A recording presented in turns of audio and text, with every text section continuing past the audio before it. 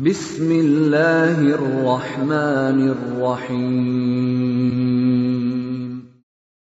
وَلْتَكُنْ مِنْكُمْ أُمَّةٌ يَدْعُونَ إِلَى الْخَيْرِ وَيَأْمُرُونَ بِالْمَعْرُوفِ وَيَنْهَوْنَ عَنِ الْمُنْكَرِ.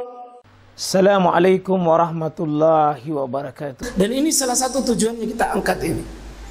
Sesudah kita tahu, oh saya punya kekurangan di sini, ya saya harus sadar diri untuk tahu kelemahan saya. Maaf ya ikhwah, tidak ada orang lengkap dan sempurna.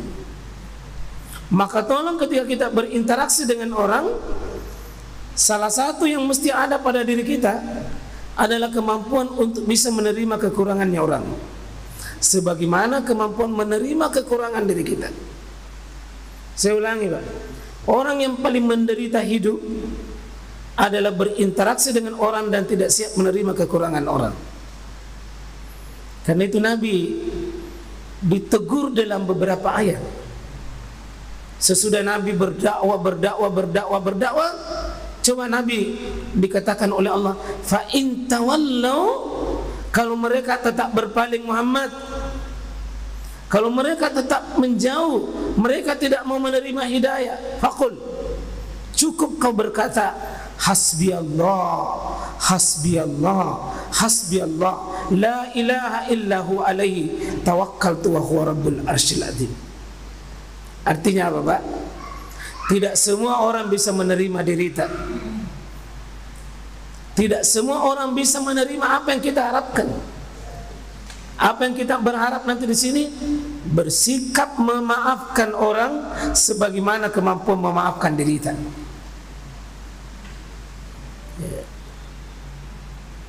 Ya.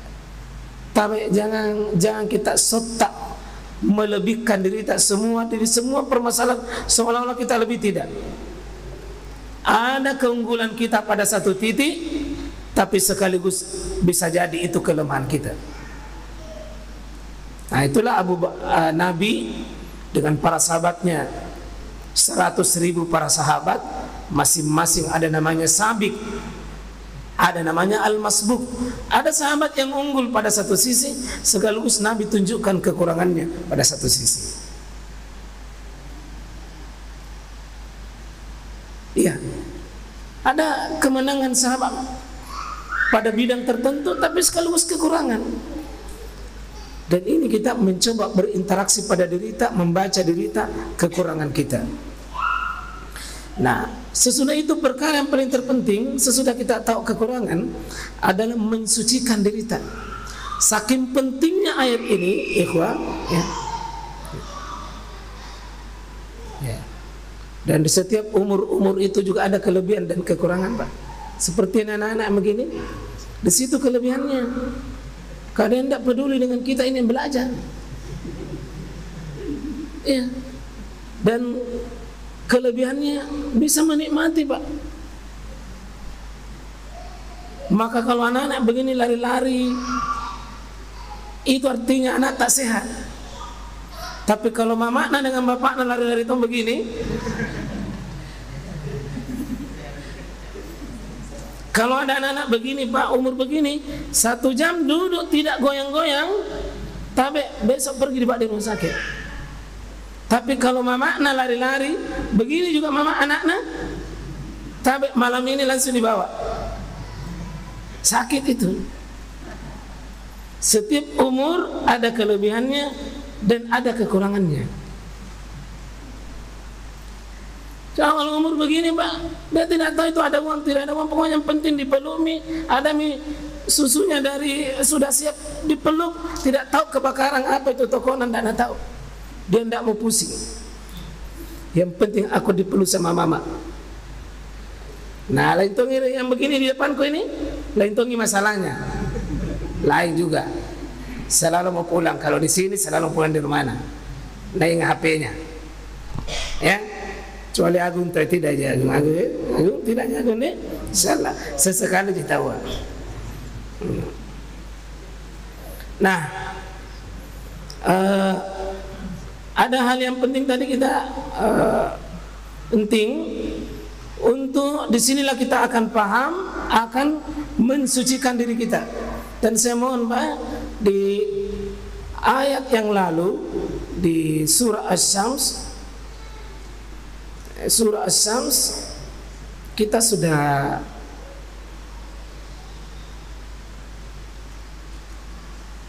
kita ulangi dulu berapa objek sumpah di sini. Kita sudah dulu berapa objek sumpah? Ya. Objek sumpahnya 1 wasyams, 2 wal qamar, 3 wan nahar, 4 wal lail, 5 was sama, 6 wal ardi. Berapa Mi? 6. 7 wa nafsin. Berapa? 7. Tapi ternyata di balik 7 ini objek sumpah namanya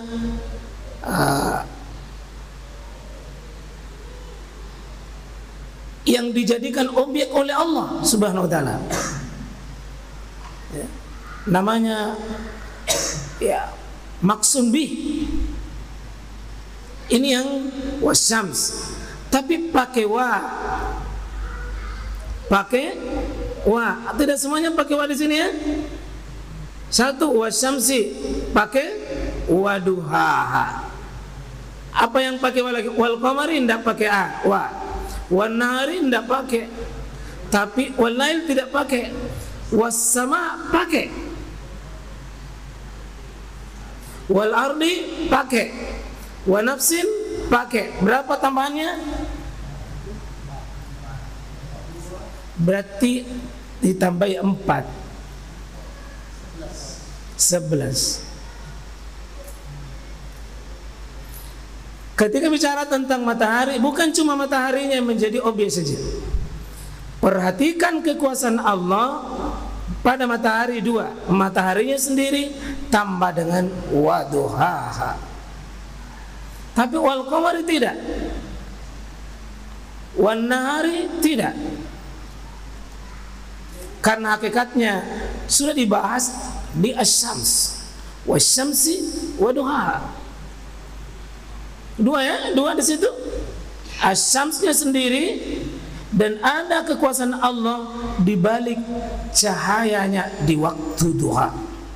Ini butuh kajian ilmiahnya seperti apa yang sekarang butuh seperti apa matahari, bagaimana gambarannya matahari, cahayanya di waktu duha. Kenapa dijadikan itu objek sumpah? Matahari, bulan, siang, malam, langit. Kalau langit pakai wa, was-sama'i, wa ma banaha.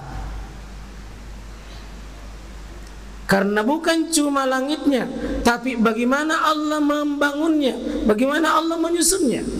Di situ 2 yang disuruh perhatikan, disuruh pelajari, suruh buka, suruh paham. Bersyukurlah yang punya kajian ilmiah yang di Madinah. Ada gambar ini, kalau kita pergi ini melihat bagaimana sketsa alam besar ini, itu dengan kita pergi di situ melihat bagaimana keagungan dan kebesaran Allah di balik atmosfer ini. Ya, saya tidak punya kapasitas dan itu keterbatasan saya tidak sampai ke situ.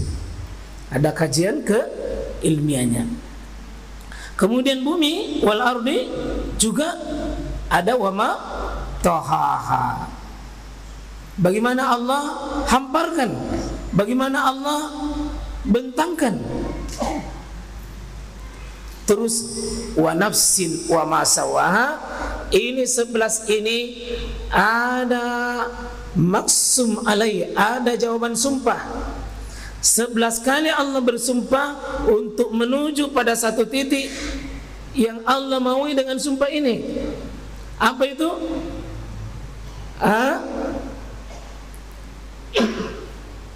qad aflaha man zakkaha wa qad khaba man dassaha.